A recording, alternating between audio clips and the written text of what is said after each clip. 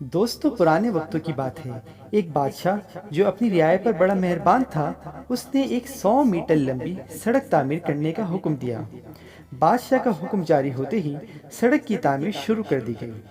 جب سڑک تعمیر ہو گئی اور اس کے افتتاح کا وقت قریب آیا تو بادشاہ نے اپنے 3 قابل وزیروں کو بلا کر کہا کہ وہ تینوں وزیر ایک بار پوری سڑک کا جائزہ لے کر آئیں تاکہ پتہ چل سکے کہ سڑک میں کہیں کوئی نقص تو باقی نہیں رہ گیا۔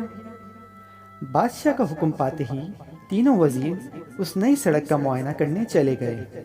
شام میں پہلا وزیر واپس آیا اور کہنے لگا کہ بادشاہ سلامت، پوری سڑک بہت شاندار بنی ہے، بس سڑک پر ایک جگہ کچرے کا ڈھیر موجود ہے، اگر وہ اٹھا لیا جائے تو سڑک کی خوبصورتی کو 4 چاند لگ جائیں گے۔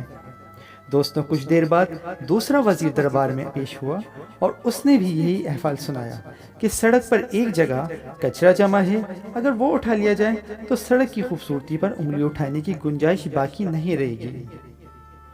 دوستوں، جب تیسرا یعنی آخری وزیر دربار میں واپس لوٹا تو وہ بہت تھکا ہوا تھا۔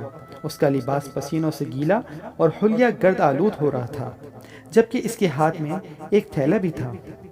اس وزیر نے کہا کہ بادشاہ سلامت، سڑک تو بہت عالی شان بنی ہے، مگر سڑک پر مجھے ایک جگہ کچرا نظر آیا جس کی وجہ سے سڑک کی خوبصورتی ماند پڑ رہی تھی، تو میں نے اس کچرے کو اٹھا کر وہ جگہ صاف کر دی، جس کی وجہ سے اب سڑک کی خوبصورتی پہلے سے زیادہ بڑھ گئی ہے۔ اور وہاں کچرے کے ڈھیر میں یہ تھیلا بھی تھا جو شاید کسی کا گر گیا ہوگا، اس لیے اس کو میں اپنے ساتھ لے آیا۔ بادشاہ یہ سن کر مسکرایا اور وزیر کو مخاطب کر کے کہا کہ وہ کچرا اور یہ تھیلا دونوں میں نے خود رکھوائے تھے، اس تھیلے میں ہیرے موتی اور تمہارا انعام ہے۔ پھر بادشاہ نے بلند آواز میں کہا کہ دعوے تو سب کرتے ہیں، انگلیاں بھی سب اٹھاتے ہیں، ہر کوئی چاہتا ہے کہ اچھا کام ہو جائے، مگر اچھائی کرنے میں پہل بہت کم لوگ کرتے ہیں۔ ہمیں اپنے ارد گرد کا ماحول خوبصورت بنانے کے لیے پہل اپنی ذات سے شروع کرنی ہوگی۔ دوستوں، آپ کو اگر ہمارا یہ پیغام اور یہ ویڈیو پسند آئی ہو تو ہمارا چینل سبسکرائب کیجیے تاکہ ہم آپ کے لیے مزید اچھی ویڈیوز بناتے رہیں۔ شکریہ۔